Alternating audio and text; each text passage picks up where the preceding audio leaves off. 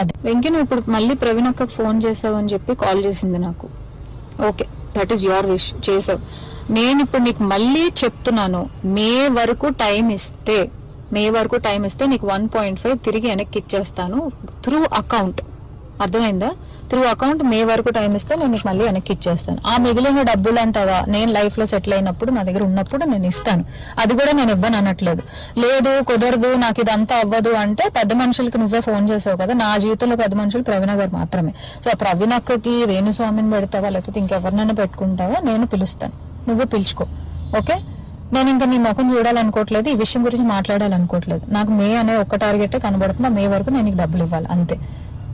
లేదు కాదు అంటే నేనే పడతాను హెరాస్మెంట్ కేసు. ఎందుకంటే మా అక్కని ఇన్వాల్వ్ చేస్తున్నాడు, మా మమ్మీని ఇన్వాల్వ్ చేస్తున్నాడు, లేకపోతే మా ఇంటికి వస్తానంటున్నాడు. అసలు నా పర్మిషన్ లేకుండా నువ్వు మా ఇంటికి రావడం ఏంటి, లేకపోతే నేను మీ ఇంటికి వెళ్ళడం ఏంటి?